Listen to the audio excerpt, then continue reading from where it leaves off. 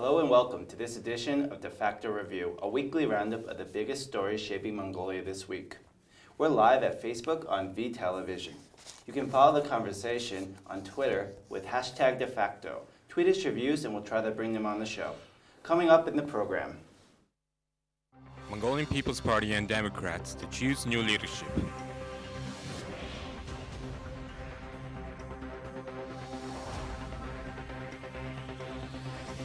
Oyu Tolgoi resumes shipments after resolving spat with Chinese border officials.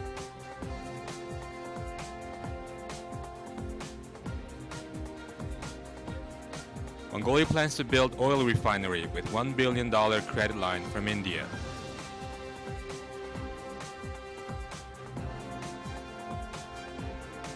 Parliament to debate bill to grant dual citizenship to Mongolians born in the United States, Canada, and Britain.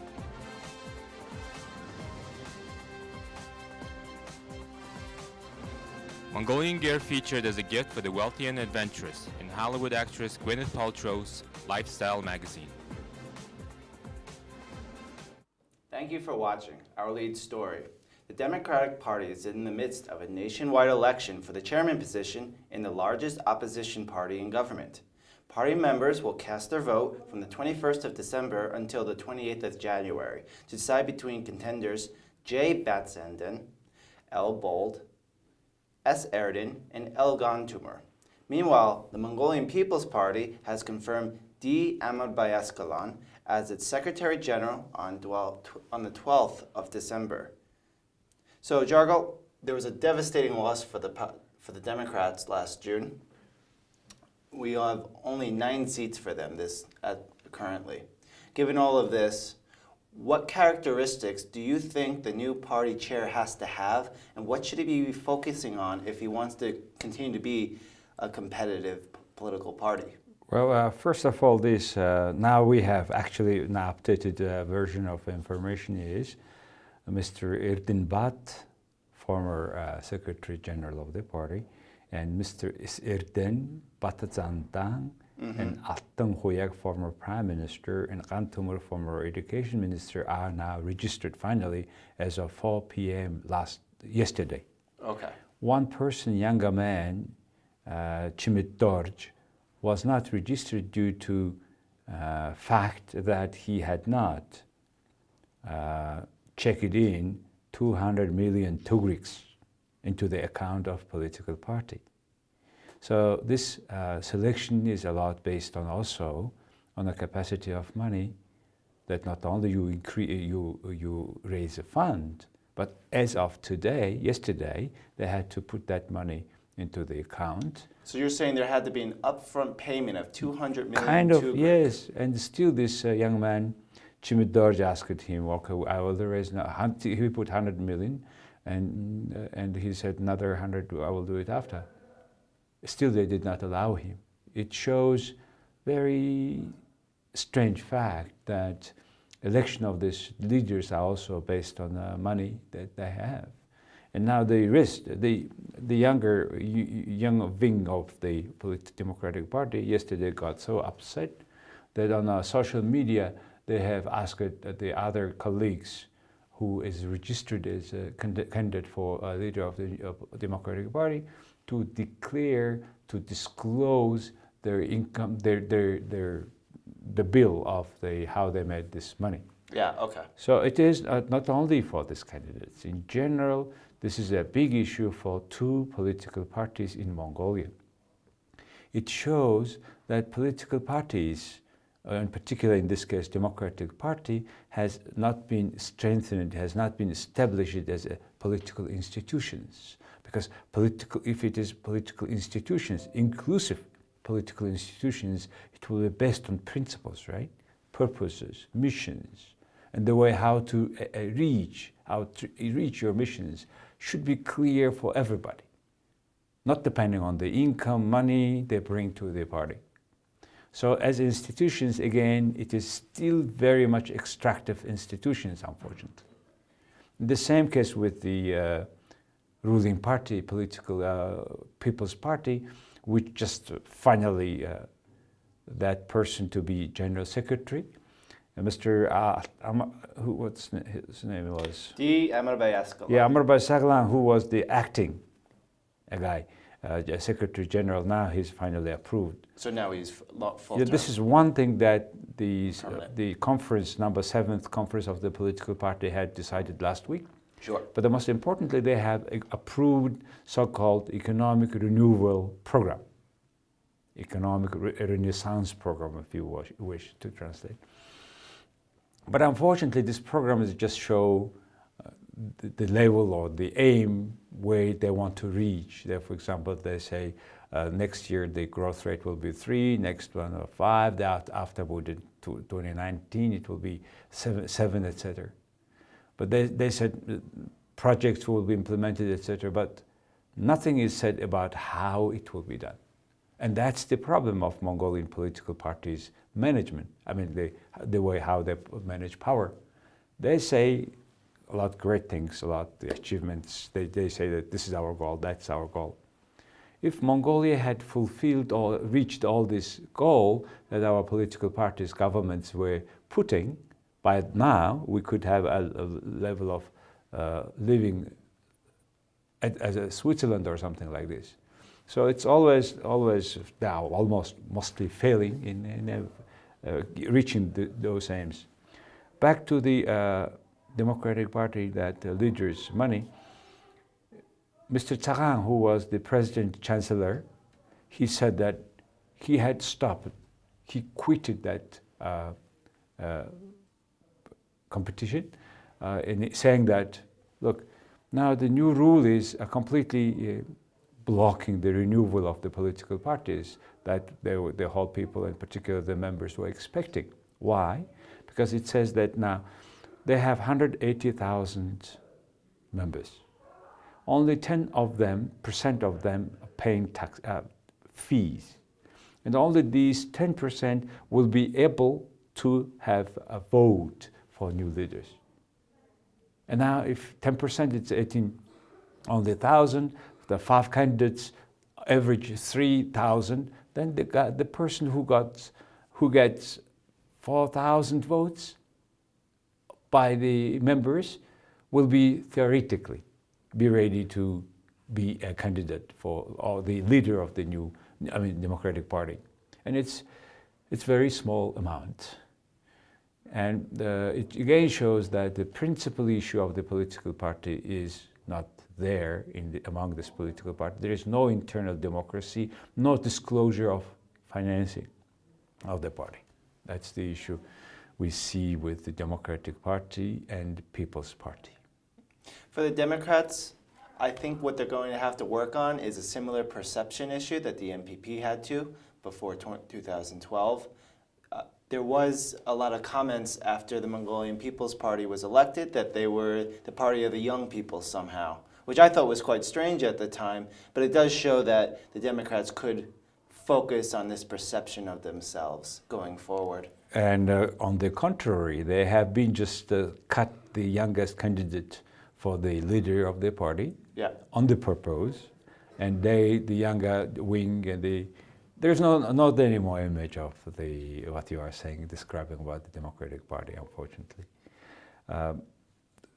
These 5 persons now, according to their new rules approved from the last Congress, they will run for 40 days all around the country for election. They will introduce themselves, their programs, and all around the country they will go around, and then the end of the election campaign will be on January 28th. And 29th there will be the result, the voting, and during these 40 days, hopefully Democratic Party will have a substantial step ahead in developing their political institutions as inclusive ones, which is not easy, because the previous leaders have not been disclosing financing, and they were serving all exclusively few groups. For example, 49% of Erdenet was bought with the help of our president, the prime minister, and parliament, all judiciary system all together. They have been serving only one commercial bank to buy They're 49% of the Erdenet. And before that also, they were exclusively serving the company, the bank, to buy the best assets in the country, like Darkhang metallurgy plant or another large cement plant, etc., which comes with a large iron reserve, for example. Yeah. So the institutions, political institutions, including all these powers and political parties, they should not serve exclusively extracting certain parts of the society. So that's the problem in Mongolia. And hopefully they will do something in this regard with the new leaders. But one thing is clear, it needs to go a lot ahead to be truly inclusive institutions. I want to look ahead to next year. There's a presidential campaign on the way. It seems pretty certain that the current parliament speaker, Miogom Enkbolt, will run for president for the Mongolian People's Party. It's a little bit less clear for the Democrats. We've heard that Norev Altenhoik, the former prime minister, intends to run. There was past announcements that the former mayor, Battle, would run. There seems to be some complications legally here, though. Yeah, there will be a lot to fight, in particular with Democrats, because these 5 candidates, among them Mr. Altenhoik, who had openly announced that he will run also for the presidency. So Democrats, members of Democratic Party have a lot of questions to ask those leaders who wants to be leaders first and who want to be a president. And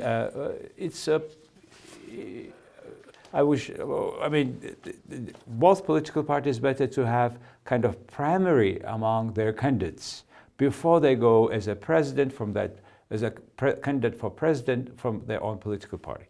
So in particular, people want to see Mongolian People's Party to have just not to nominate as their party leader, but should have certain primary insight. That will be good decisions, good step towards making better Mongolian People's Party as a more inclusive institutions rather than extractive, which is the case now. Because the nomination of the cabinet and many happenings later on when they took power, it shows that still extractive institutions, because they serve mostly the people who had donated most money, largest amount of money, they're serving them, giving them political positions, cabinet positions. So it shows still this one is very extractive. In particular, their political party financing is still big issue. Nobody is, very surprisingly, there are a lot of progressive people inside of this People's Party. Nobody is demanding to disclose financing of political parties. That's the biggest problem in Mongolian elite, political elite. Moving to business. Turquoise Hill Resources last Wednesday said that it had resumed copper concentrate shipments from its giant Oyo Tolgoi copper gold mine following talks with Chinese and Mongolian authorities at the border. Vancouver-based Turquoise Hill said Oyo Tolgoi will follow a new joint coal and concentrate cross-border route at the Chinese and Mongolia border, Gashon-Soke. Oyo Tolgoi suspended shipments early this month after a new requirement for all cars for coal and copper to go on that singular route. Oyo Tolgoi, however, in Turquoise Hill, explained that they had problems with it because of safety concerns and long wait times. So, can you give us an idea of how this suspension affected Oyo Tolgoi operations? Well, first of all, it took a half a month. That's substantial amount of time. The OT probably mostly, because this more diplomatic approach, they announced that everything will go now in normal way, though it says also it will go like the Chinese part suggested. So Sure. They have to follow whatever they are suggesting. But 2 weeks, of course, play an important role. By the end of November, Oyo Tolgoi had exported 850,000 tons of concentrate through this port called Gashun-Sokhait, only port nearby Oyo Tolgoi at the border with China. And this month they expect to go with 68,000 tons of copper. Altogether will bring well close to 1,000 tons copper concentrate this year, which is an important source of revenue for the Mongolian government. And of course, it should go by it would be better if it goes by their economic financing model. So, a lot have speculated that this change in the regulations, as well as hikes in export or import fees of Mongolian shipments, were sanctions in response to the recent visit in November by the Dalai Lama. Now, this puts the government in an awkward position because, on one hand, the Dalai Lama is wildly popular here and he's an important spiritual advisor and leader. Then they have their trade partner, their number one trade partner, China. So how can Mongolia really do this balancing act, and did they make a mistake last month? Well, we have talked briefly about that. You know, one is principal issue is that one. Mongolia will not ask anybody's permission to invite somebody to this country and to talk somebody else other than to our neighbors, from our neighbors. And it's impossible, it's a sovereign nation and we should not allow it. So that's a principal issue. Yes, of course, this country is in economic crisis. This country needs to export, but it doesn't mean that we will ask permissions to invite somebody to this country. But the timing did complicate things. That's the issue, and it is also, complication comes also after, remember, that we will talk about this Indian money coming to Mongolia. India, well, this Prime Minister Modi visit a year ago, and they have promised $1 billion in credit. Yeah, credit line to Mongolia. And recently the government agreed, or this government made decisions to use that line only for one project, refinery, oil refinery in Sanshan city. Well, because it's Indian Export Bank money, everything should support India export, meaning that technology, people, all this thing coming from India to Mongolia. And the oil refinery is a long-needed one. But I'm very skeptic about this sort of decisions by Mongolian governments, because governments in times, right?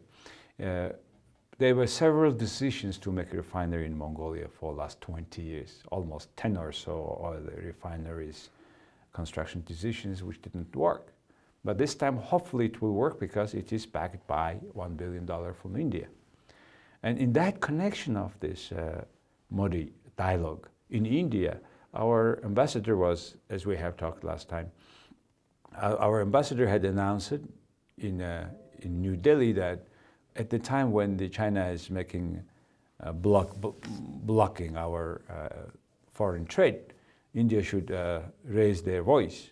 This sort of statement was sharply criticized by Chinese Minister of Foreign Affairs in the newspaper called the Global Times. A state-run newspaper. But strangely enough, last week, Mongolian Minister of Foreign Affairs made a statement in which it sounds like our ambassador in New Delhi had not been consulting properly here with the Minister of Foreign Affairs, which means that this kind of ambassador acted in his own, etc., which we don't accept, because he's our ambassador. When I say civic society, I would say, right?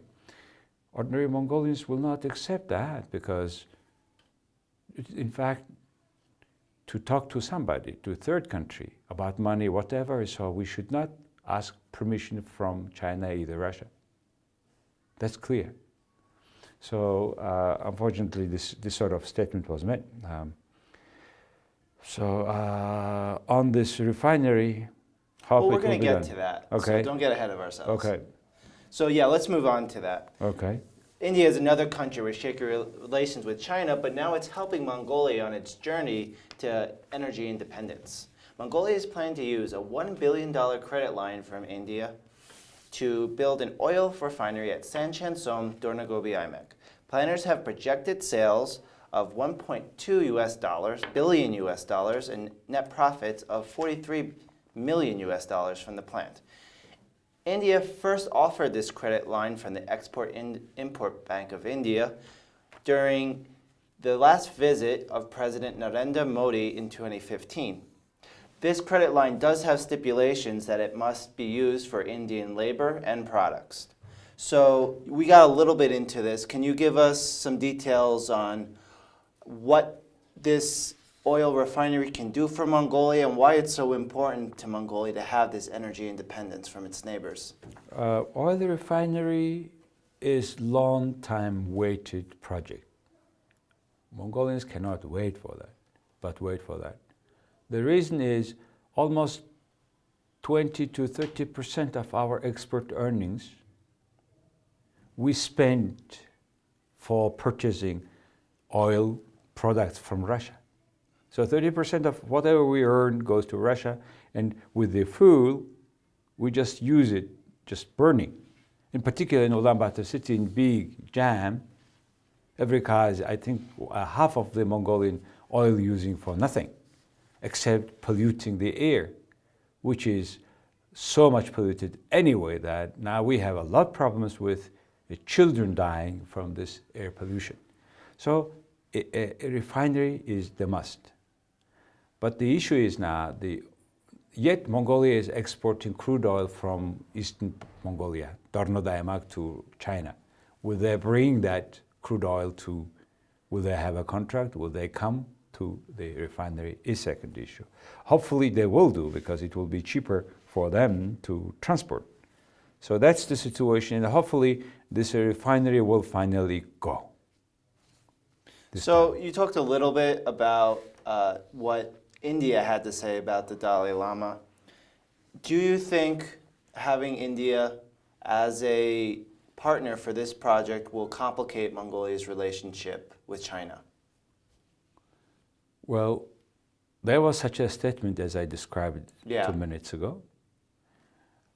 But whatever we do with the third country is not a problem of any other countries. That's the very strong stand of Mongolian people. So there will be on whoever approaches or whoever approached with this mind will have tough issues in terms of international relations. There should be certain norms, standards that the countries follow. So hopefully it will not be to that level hard issue. Okay, moving on. Keeping with the global perspective, Mongolian citizens born in Canada, Britain, and the United States may get the chance to keep and hold on to their Mongolian passports if a bill passes through Parliament. Mongolia currently does not allow for dual citizenship, forcing many to hide their passports from Mongolian authorities or preventing them from repatriating to the country. Since 1998, about 5,000 Mongolian young nationals were born abroad, including 2,800 that were born and naturalized in those three countries, Canada, Britain, and the United States.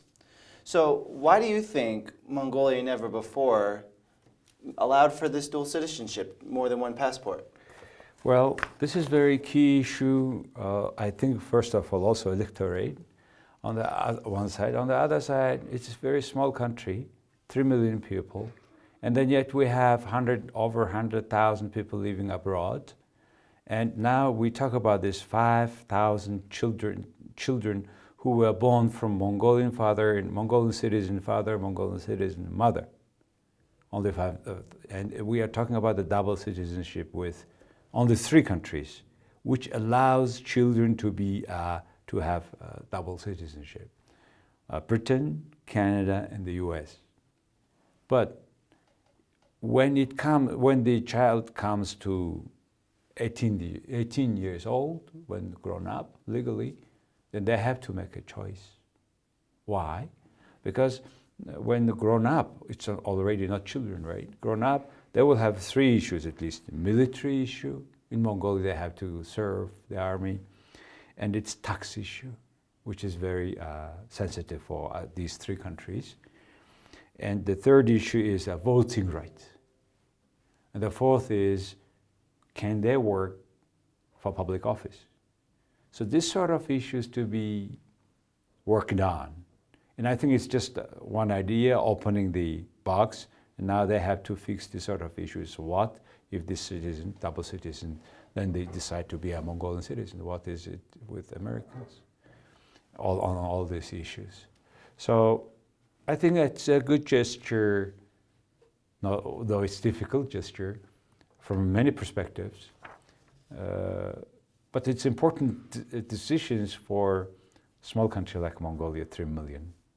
And I think for also kids born by Mongolian father and mother, and they should also issue how much they find their identity. Like you mentioned, I agree. This is just Mongolia putting one toe in the water, just testing this out, because this is only 3 countries, and there's Mongolians all over the world, including South Korea where the Japan, most Mongolians are. Yes, European countries, which many of them don't allow double citizenship. Yeah. You are either one But of it's them. a shame because Mongolia does lose a lot of talent to these countries. These people are well educated and they could be useful to the economy. Actually, we do it, and but you know, another just annoying thing is, Mongolian government somehow, our officials go to these countries and they ask them to receive more Mongolians. Can you imagine? It's just 1 million leber, this country. And still they ask to the most risk takers, young, strong people to go and work abroad. The jobs they are not necessarily to be qualified. I mean, they are overqualified for those jobs. And it's very pity that I don't think it's a smart approach from the Mongolian government side. All right. Every government is doing that, unfortunately. For our final story, Mongolian gears might be on the Christmas list of some of the uber rich this year. The lifestyle website from Hollywood celebrity Gwyneth Paltrow, Goop, featured the Mongolian gears as expensive gifts. That's Goop jargon. Okay. Mongolian gears from U.S. manufacturer Groovy Yurts appeared in an annual guide infamous for its outrageously expensive gifts. Goop presents 10 different guides for 2016, including collections for travelers, lovers, and thinkers, among other. Other gifts are just personalized items and stocking stuffers. These are anything under $100. While one is dubbed, and this is where Mongolian gears appeared, the ridiculous but awesome gift guide. So Mongolian gears have gotten a lot of attention in the Western markets. They are really popular with this sustainable home and lifestyle approach that's taking hold of the West, because these so-called tiny homes. Because this versatile usage and resistance to changes in the weather, etc. Gary is obviously going through all these things now to the level that it is becoming that expensive gift produced in the US by that company. And it is they sell it at the cost of $8,500. So for Not cheap.